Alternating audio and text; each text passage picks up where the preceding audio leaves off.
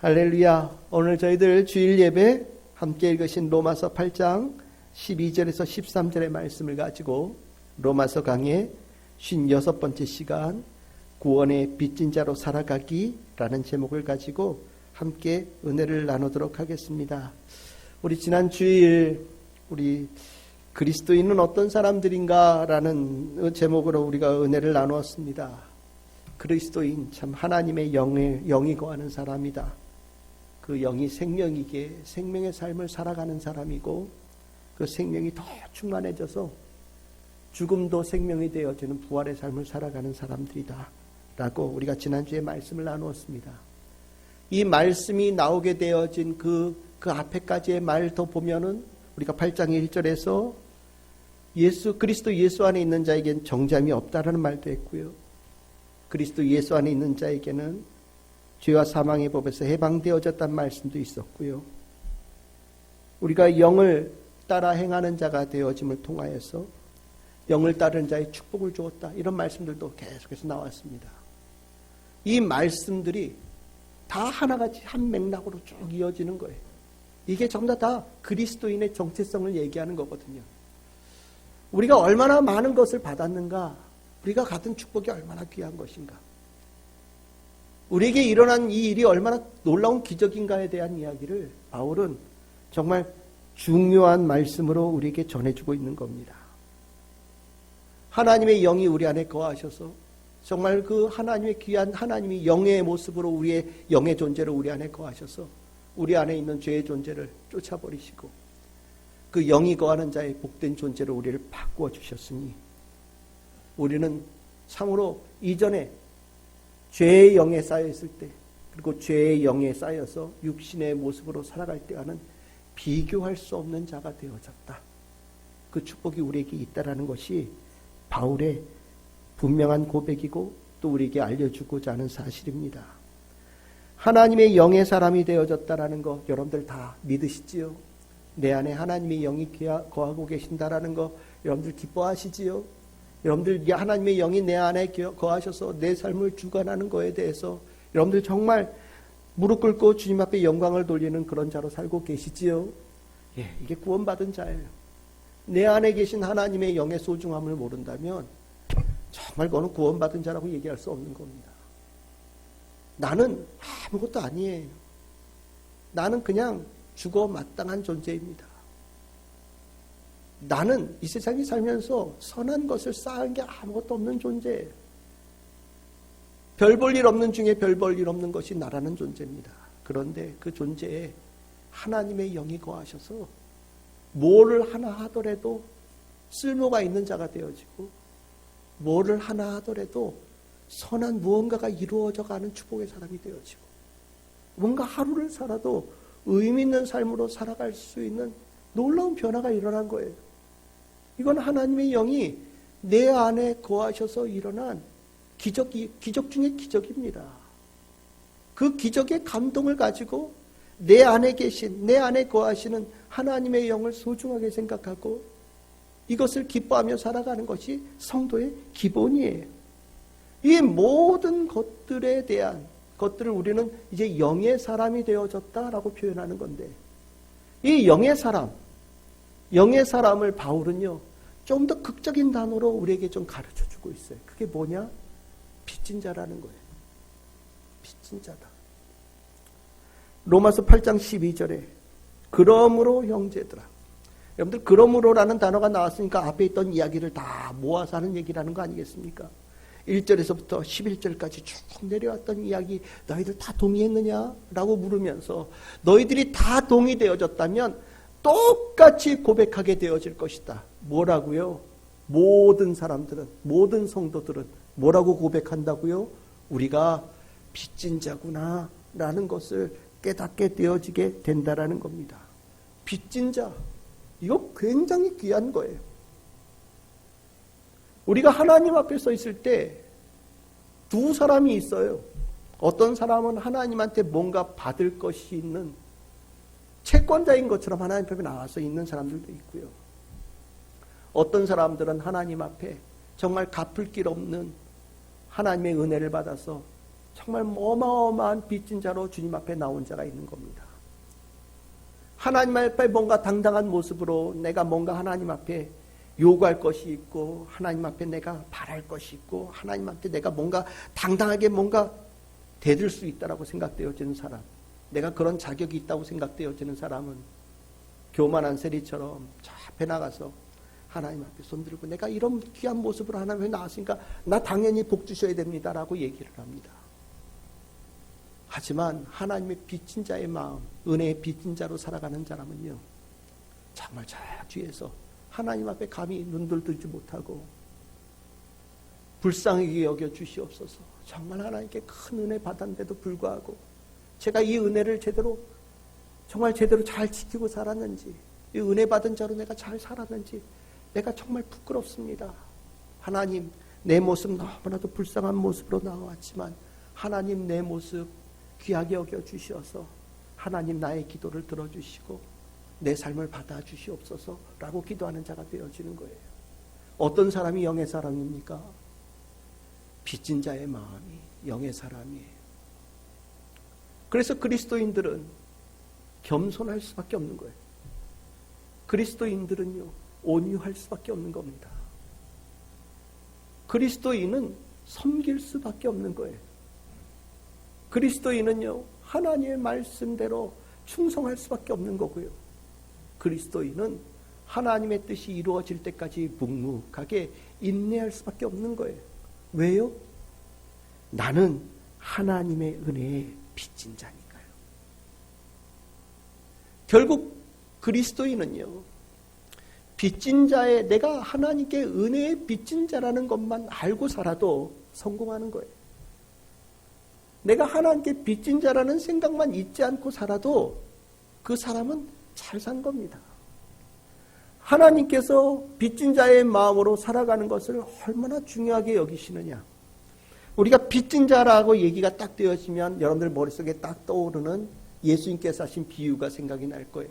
마태복음 18장에 나오는 그 1만 달란트 빚진 자에 관한 비유의 이야기입니다. 1만 달란트 뭐 얼마나 되느냐, 궁금할 것도 없어요. 그냥 여러분들 머릿속에 굉장히 큰 돈, 내 평생을 갚아도 못 갚을 돈이 액수가 얼마큼 된다고 생각하십니까? 요즘엔 인플레가 심하니까 한 1,000억이라고 할까요? 예, 한 1,000억쯤 빚이 있다고 칩시다. 1만 달란트라고 하면 우리가 머릿속에 잘 안 떠오르니까 한 1,000억쯤 되어지는 빚을 가진 사람이 있는 거예요. 이 빚 가진 사람이 어느 날 결산해야 될 때, 그러니까 빚을 상환해야 될 때가 온 거예요. 그때 하나님, 이 주인 앞에 나아가서, 그러니까 하나님이라고 합시다. 하나님 앞에 나아가서 엎드려 절하며 내게 참으소서, 내가 다 갚으리이다. 이 말은 간단하지만 얼마나 겸손하게 간절하게 구했겠습니까? 갚을 방법이 없어요. 1,000억이라는 돈을 어디서 나와요?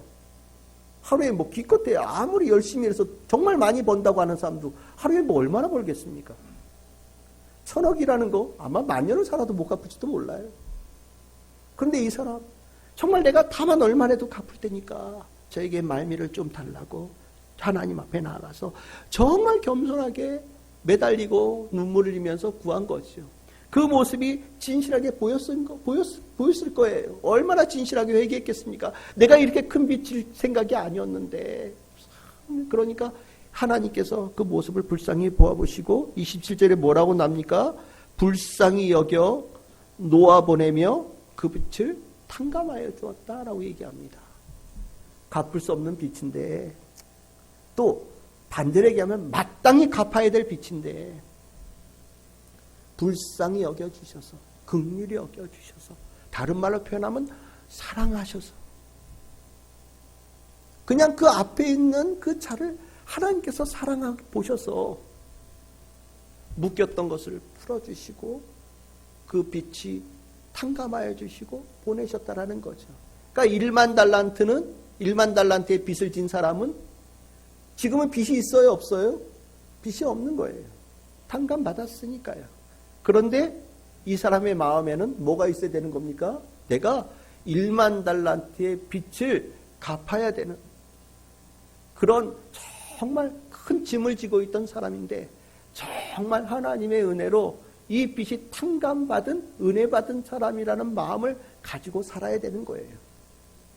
그런데 이 사람이 나가서 어떤 일이 났습니까? 28절 이하에 100데나리온 빚진 자를 만난 거예요. 100데나리온 뭐 기억 안 날 테니까 이렇게 칩시다. 한 10만 원? 아니 뭐 100만 원? 100만 원이라고 칩시다. 100만 원 빚진 자를 만난 거예요. 100만 원 빚진 자를 만나고 난 다음에 이 사람에 대해서는 뭐라고 얘기합니까? 똑같은 면 나오는 거죠. 내가 갚을 때니까 며칠면 말미를 달라고. 내가 꼭 갚겠다라고 얼마나 간절하게 구했겠어요. 그런데 여러분들 30절에 보시면 허락하지 않았다라고 얘기합니다. 이 얘기를 그 하나님 주인이 들었어요.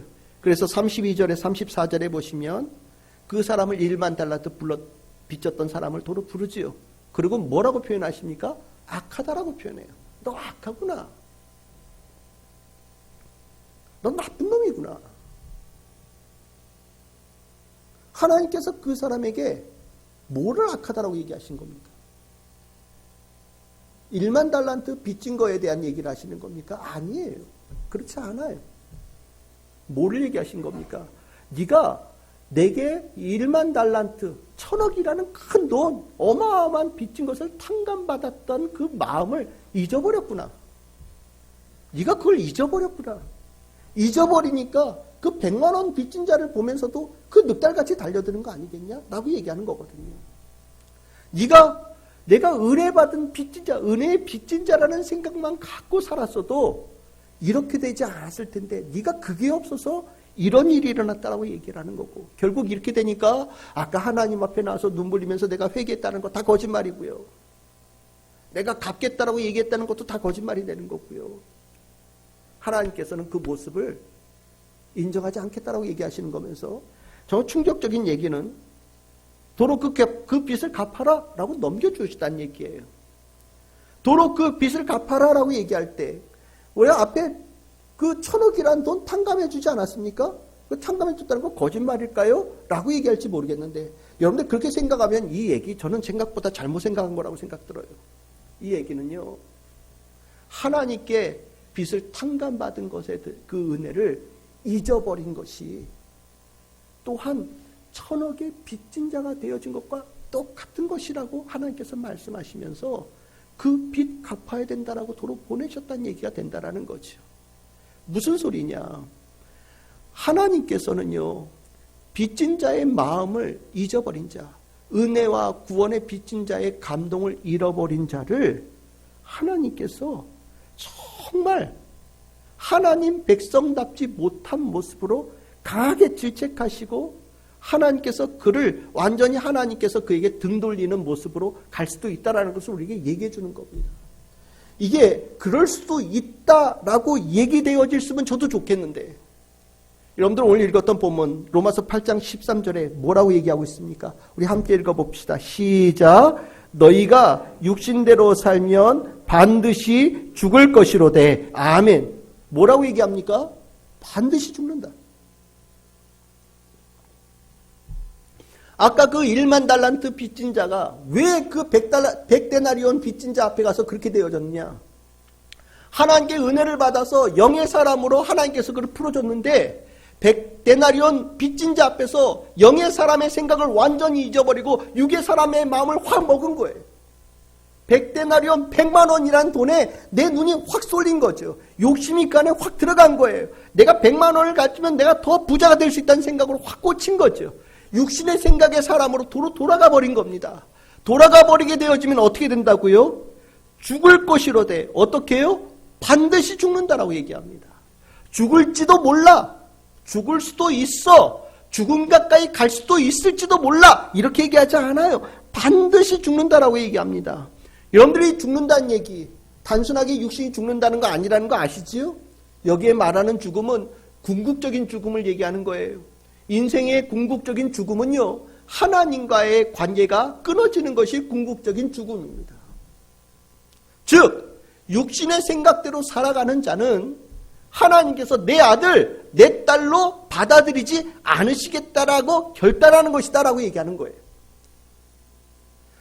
하나님의 영을 받아서 하나님의 영을 소유한 자로 살아가게 되어지는 은혜를 입었지만 형제들아, 너희들이 만약에 그 하나님의 영에 이끌리는 자의 삶을 살아가지 못하고 도로 육신대로 살아가는 자로 전락되어지면 어떻게 된다고요?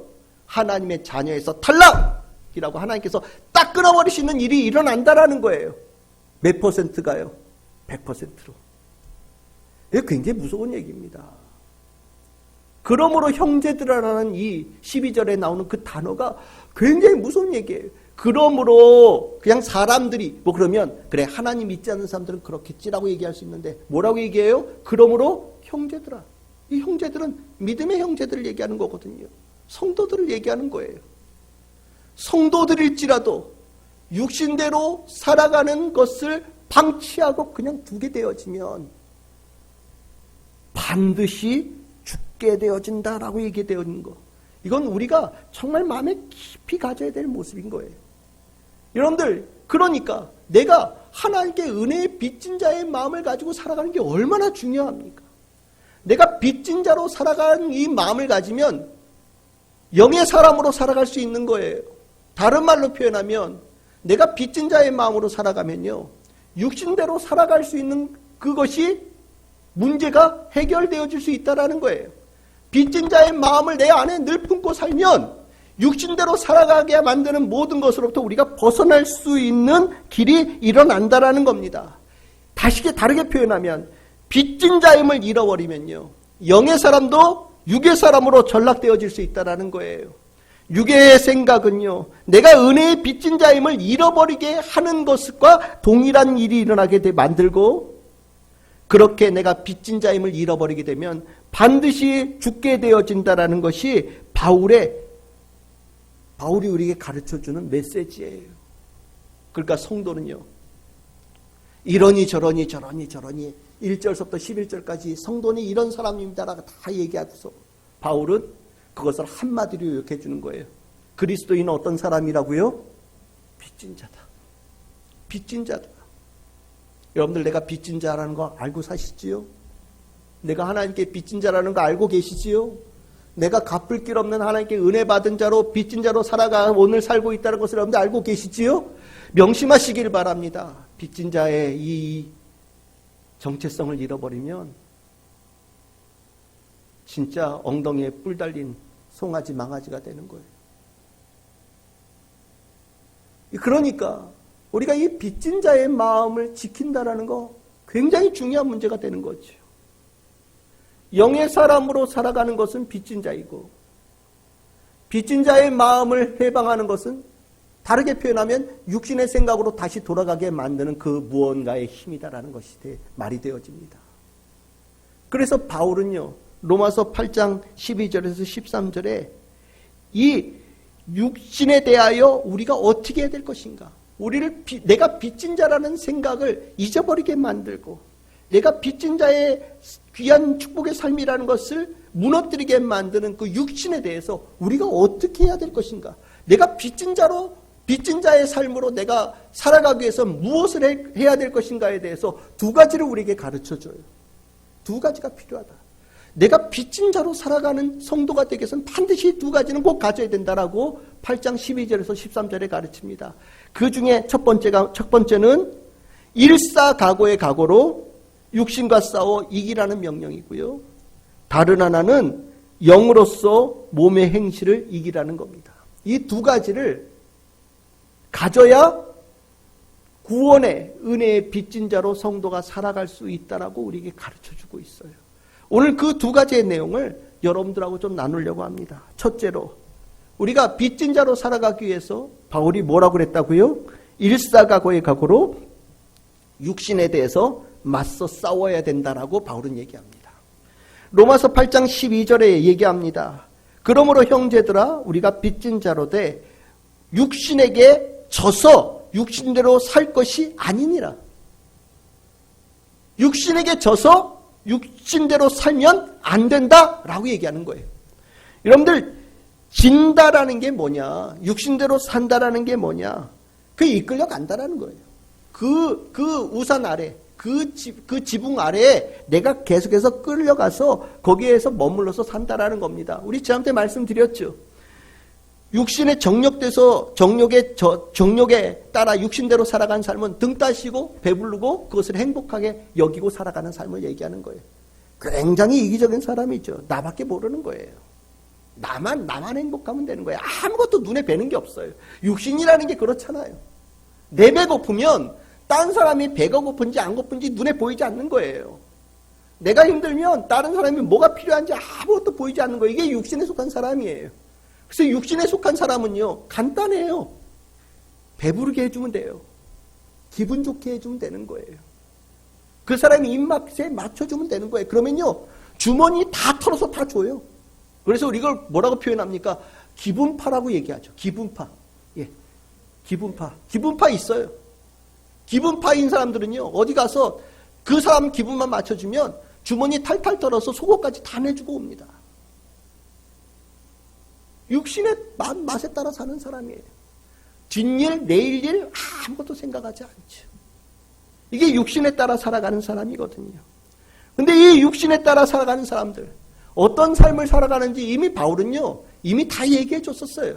로마서 1장서부터 얘기를 했었습니다. 로마서 1장 28절에서 32절. 육신에 따라 살아가는 사람의 모습이 어떠냐? 그 상실한 마음대로 내버려 두셔서 합당하지 못한 일을 하게 하는데 불의, 추악, 탐욕, 앙의가 가득하고 시기, 살인, 분쟁, 사기, 악도 가득하고 수군수군하고 비방하고 하나님을 미워하고 능욕하고 교만하고 자랑하고 악을 도모하고 부모를 거역하고 우매하고 배역하고 무정하고 무자비한 그런 사람들이다. 뭐 수도 없이 얘기를 하죠. 한마디로 여기에 뭐 이쁜 거 뭐 하나 있습니까? 아름다운 거 뭐 하나 있습니까? 하나도 없어요. 그러면서 이것을 하면서도 그 못된 짓을 하면서도 옳다라고 얘기하는 거예요. 왜? 나를 위한 거니까. 내 배 부르고 내 등 따시면 그것이 행복이니까. 이기적인 생각에 완전히 쌓여 있어서 나만 관심이 있으니까. 누가 뭐라 그래도 난 내가 내 배 부르면 됐어라고 살아가는 거예요. 참 미련하고 아픈 삶이죠. 어리석기 그지없는 삶입니다. 이게 육신대로 살아가는 삶이에요. 이게 우리의 과거에 살았던 삶이기도 하고요. 그런데 우리가 이것으로부터 참 은혜 받아가지고 기적적으로 벗어난 사람들 아닙니까? 정말 하나님께서 우리의 이 우매한 이 정신을 깨우고 감겼던 눈을 띄우고 막혔던 귀를 열게 하고 우리들의 그 딱딱한 마음을 부드럽게 하셔서 생명의 말씀에 씨앗을 넣어주셔서 우리가 눈이 번쩍 뜨게 해서 우리가 내가 잘못 살고 있었던 거구나. 내가 잘못된 길을 가고 있었던 거구나. 깨닫게 해주셔서 벗어난 자들이 우리잖아요. 그리고 나니까 바울은 뭐라고 얘기합니까? 그렇게 그 은혜를 입은 자들, 그 정말 하나님의 은혜를 입어서 그 정말 못생기고 악하고 정말 보잘것없는 삶을 다 내던져버리고 하나님이 영이 거하는 거룩한 자의 아름다운 자의 삶을 살아가게 되어진 자가 바로 우리인데 이런 사람이 도로 육신대로 살아가는 삶으로 돌아간다라는 것이 도대체 말이 되어지느냐라고 얘기를 하면서 이렇게 표현하는 거예요. 적어도 육신에 대해서 져서는 안 된다. 육신에 대해서 내가 그렇게 나를 다시 옛 못생긴 삶, 추악한 삶, 고통의 삶으로 돌이키게 만들어가는 그 육신에 대해서 맞서 싸우는 자가 되어져야 된다라고 우리에게 가르쳐주는 겁니다. 성도는 어떤 사람이냐? 바로 이거예요. 육신에 대해서 맞서 싸우겠다는 각오를 가지고 있는 사람이 되어야 된다라는 겁니다. 우리가 정신줄을 놓고 살면 안 되는 거예요. 그냥 되면 되는 대로 가는 대로 어떻게 가면 되겠지라고 생각하면 안 된다라는 겁니다. 성도는 영의 사람으로 살아야 돼요. 빚진 자의 마음으로 살아야 된단 말이에요. 근데 육신이 나를 빚진 자의 마음을 잃어버리게 만들어요. 육의 사람으로 돌이키게 만들어요. 그러니까 그리스도인들은요, 그 육신에 대해서 항상 맞서겠다라는 결연한 의지를 가지고 살아간 것이 그리스도인이어야 된다라고 얘기하는 겁니다. 여러분들 어떠십니까? 여러분들 맞서고 계십니까? 싸우고 계십니까? 내가 그것을 맞서야 되는 대상이라고 분명히 기억하고 계십니까? 내 안에 있는 이 육의 생각들, 육의 행동들을 내가 맞서 싸워야 되는 대적이라는 것으로 알고 그것을 생각에 마음속에 두고 살아가고 계십니까? 그게 아니면 성도 아니라는 거예요. 여러분들 지켜야죠. 내가 어떤 사람인데요? 내가 구원의 은혜 받은 빚진 자 아닙니까? 이게 얼마나 소중한 보물이에요. 지켜야 된단 말이에요. 지켜야 된다는 생각으로 살아가야 된다는 거예요. 근데 이 지켜야 되겠다는 생각 없이 살아가는 사람들이 있다면 그 사람은 그리스도인 아니다라고 바울이 얘기하는 겁니다. 그래서 우리가 이 지켜야 되겠다라고 생각되어질 때 그 지키는 것 무엇으로 지키느냐라고 얘기할 때 여러분들 사도 바울이 에베소서에서 하나님의 전신갑주를 취하라 라고 얘기를 할 때 얘기를 하죠. 방패로 비유한 게 있어요. 그게 뭡니까? 믿음이에요. 에베소서 6장 16절입니다. 모든 것 위에 믿음의 방패를 가지고 이로써 능히 악한 자의 모든 불화살을 소멸하라 라고 얘기를 합니다.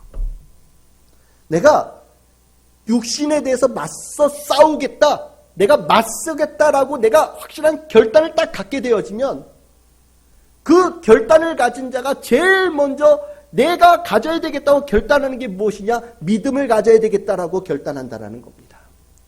결국 육신에 대해서 끌려가는 사람은요, 믿음에 대한 얘기를 할 때 귀뚱으로 안 들어요. 믿음? 난 모르겠는데요. 믿음이 왜 필요한지 모르겠는데요. 그치요? 쓸데가 없지요. 믿음은요, 나를 옛사람으로 돌아가게 만드는 것을 맞서 싸우기 위해서 필요한 건데 내가 맞서 싸울 마음이 없는데 믿음이 뭐가 필요하겠어요? 오히려 믿음은 거추장스러워요.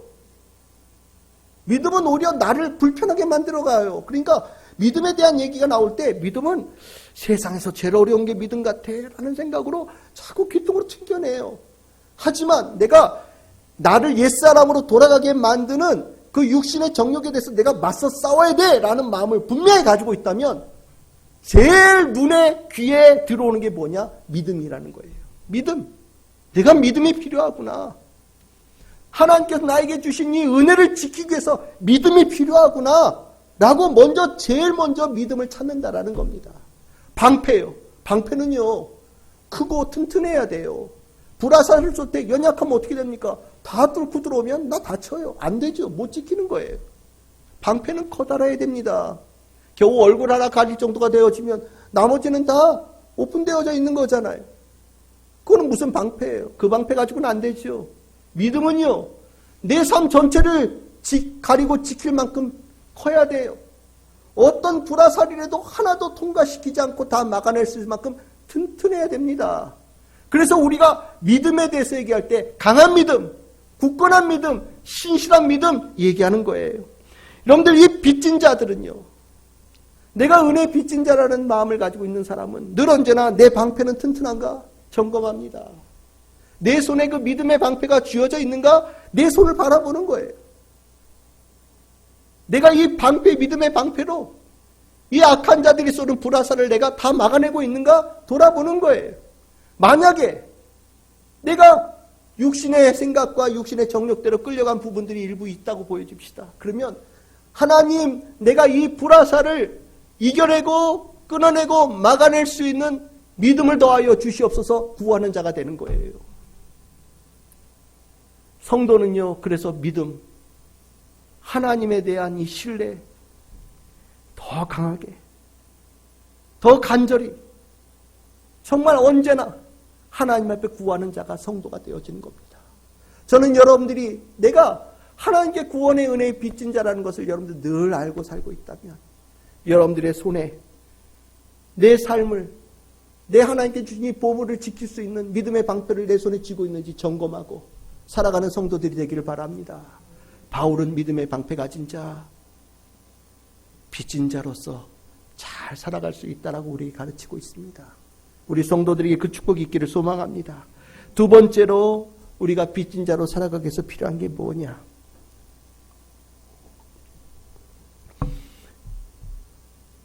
이제 수비를 했으니까 공격을 해야 되겠죠. 그래서 얘기하는 게 뭐냐? 오직 영으로서 공격하라라고 얘기합니다. 로마서 8장 13절이지요. 너희가 육신대로 살면 반드시 죽을 것이로되 영으로서 몸의 행실을 죽이면 살게 될 것이다 라고 얘기합니다. 여러분들, 수비는 잘해야 무승부입니다. 그렇죠? 수비 잘하면 무승부예요. 0대 0으로 끝나는 겁니다. 근데 하나님은요, 우리가 무승부로 잘 버텨내는 것으로 만족하지 않으셔요. 하나님은요, 우리가 빚진 자의 이 삶, 이 귀한 삶을 잘 막아내는 것으로 근근하게 지켜내는 것이 아니라 우리들에게 계속해서 불화살을 쏘아대는 악한 자의 그 근원지를 타격해서 없애버리는, 그래서 불화살이 더 이상 삶에 쏘여지지 않는 그런 삶이 되어지기를 원하셔요. 그래서 그것을 이기고 그것을 무찌를 수 있는 자가 되기를 원하시면서 우리에게 그 방법을 가르쳐 주신데 그것이 무엇이냐? 영으로서 가능하다라고 얘기하는 겁니다. 여러분들, 이 몸의 행실을 죽여라 라고 얘기를 하는데, 여러분들 몸의 행실이 뭡니까? 행동이죠. 행동. 행실한 건 행동이에요. 행동을 어떻게 죽입니까? 잘 생각해 보세요. 행동을 어떻게 죽여요? 여러분들 행동을 죽일 수 있습니까? 내가 악을 행하고 육신대로 행하는 그 행동을 죽인다는 건 도대체 어떻게 하는 걸까요? 우리가 생각하면, 이렇게 생각하니까 어떻게 생각이 드냐면, 몸의 행실이 뭘까? 몸의 행실은 도대체 어떻게 생긴 걸까? 나는 몸의 행실을 어떻게 하고 있는가에 대해서 고민할 줄 몰라요. 근데 이거는요, 육의 생각으로 판단하는 거예요. 영의 세계는요, 좀 달라요. 영의 세계는요, 내가 무찌르거나 없애버릴 수 있는 존재가 아니잖아요. 여러분들이 죄를 없앨 수 있습니까? 여러분들이 죄를 죽일 수 있습니까? 죄의 권세를 여러분들이 완전히 깨트려버리고 소멸시킬 수 있는 능력이 있어요? 우리에게는 그런 능력이 없어요. 그러면 여기는 도대체 죽이라고 할 때 이 죽인다는 건 뭐냐? 영의 세계는요, 신기하죠. 하나님에게 집중하면 이게 죽는 것이 되어져요. 내가 이걸 죽이겠다고 약을 막 치고 뭔가 도구를 만들고 이걸 분석해서 이길 수 있는 존재가 아니에요. 죄라는 존재는요, 내가 죄를 파악하고, 사단은요, 내가 사단을 파악해서 이길 수 있는 존재가 아니에요. 수만 가지, 수천 가지의 모습으로 늘 변할 수 있는 게 사단입니다. 하나님은요, 우리에게 죄를 이길 수 있는 길은 딱 한 가지가 있다. 뭐냐? 하나님에게 전적으로 집중하거라. 하나님께 집중하면 이길 수 있다. 그것이 몸의 행실을 죽이는 유일한 길이다라고 이렇게 가르쳐 주는 거예요. 그래서 영으로서라는 이 말이 어떤 말이냐면, 성령님과 함께, 성령님과 더불어서, 성령님과 연합되어지면 몸의 행실을 어떻게 된다고요? 저절로 소멸되어진다라고 말씀하는 겁니다. 여러분 기억하십시오. 몸의 행실을 죽이는 방법이 뭐예요? 성령으로 충만하면. 여러분들이 모르는 사이에 몸의 행실들은 죽어가고요. 나는 하나님의 은혜에 빚진 자로서 든든하게 살아가는 은혜 입은 자가 된다라고 얘기하는 거예요. 이거는요, 여러분들이 믿음 생활하면서 여러분들 이걸 정말 깊이 느껴갈 거라고 생각이 됩니다. 이거는 영적인 세계의 놀라운 신비예요. 하나님께 집중하면요, 하나님을 깊이 사랑하면요, 죄가 떠나요. 하나님을 깊이 들어가면요, 내 삶에 수없이 일어났던 수많은 문제들이 어느샌가 다 해결되어져서 없어져 버려 있어요. 정말 신기합니다. 우리는 병이 생기면 그 병을 고치려고 달려들어요. 근데 영의 세계는 달라요. 병이 생겨요, 하나님께 집중하시면 되는 거예요. 그래서 우리가 얘기하잖아요. 우리가 어디가 아프고 어떤 문제가 생길 때 우리 뭐 하라고 얘기합니까? 기도하라고 얘기하는 거예요. 그 기도하라는 얘기는 뭐냐면, 하나님 내가 이 병을 낫게 해주세요 100번 얘기하고 1000번 얘기하라는 얘기가 아니에요. 기도하라는 얘기는 뭐냐면 하나님께 집중하라는 거예요. 병에 집중하지 말고 하나님께 집중하라는 겁니다. 문제에 집중하지 말고 하나님께 집중하라는 거예요. 그러면 하나님께서 그 문제는 하나님의 손에서 해결되어질 것이다라고 말씀하시는 거예요. 그래서 여러분들, 하나님께 집중하는 이것이 영으로서 몸의 행실을 죽인다라는 것의 과정을 얘기하는 겁니다. 그래서 여러분들 로마서 8장 7절에 보시면 우리 얘기했잖아요. 육으로 살아가는 자는 어떻게 돼요? 하나님과 원수가 되어진다라고 얘기해요.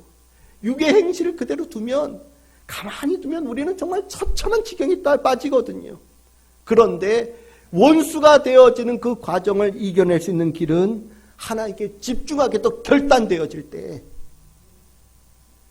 이 육에로 이끌려가는 삶이 소멸되어지고 그 가던 발걸음이 멈추어지는 역사가 일어난다라고 우리에게 얘기해 주는 겁니다.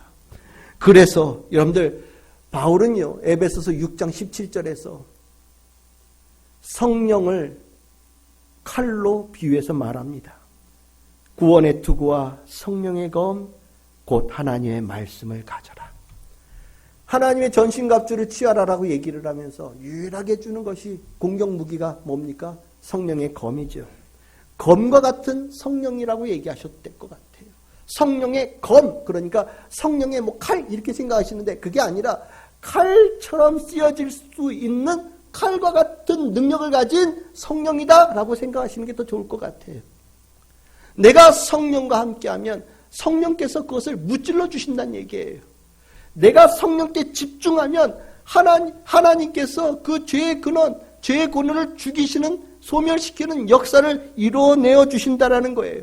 다른 말로 표현하면 성령 하나면 된다라고 얘기하시는 겁니다. 공격무기 많으면 좋을 것 같은데요. 창도 있고 활도 있고 전차도 있고 그런 건 없나요? 필요 없어요. 성령 하나면 된다라는 거예요. 성령 하나면 된다. 그것이 은혜의 빚진 자가 가져야 될 유일한 공격무기다라고 말씀하는 거예요. 여러분들 은혜의 빚진 자는요, 내 안에 분명한 갈망의 목표가 있어요. 성령에 대한 갈망이에요. 하나님을 알아요. 하나님께서 내 안에 일으키신 역사하심을 안단 말이에요. 그래서 구원의 은혜의 빚진 자는요, 이제는 언제나 무엇이든지 언제나 딱 한 가지만 구해요. 하나님, 예수님, 성령님만 구해요. 돈이 필요해요. 하나님을 구해요. 내가 삶이 제대로 풀려지지 않아요. 하나님을 구해요. 내 삶의 목표가 세워지지 않고 내 안에 뒤죽박죽되어져서 혼란이 일어나요. 하나님을 찾아요. 내 마음의 병 어디 가서 찾아요? 하나님께 가서 해법을 찾아요. 어떤 일이 있어도 하나님께 나아가는 자, 은혜의 빚진 자가 깨달은 귀한 축복이란 말이죠.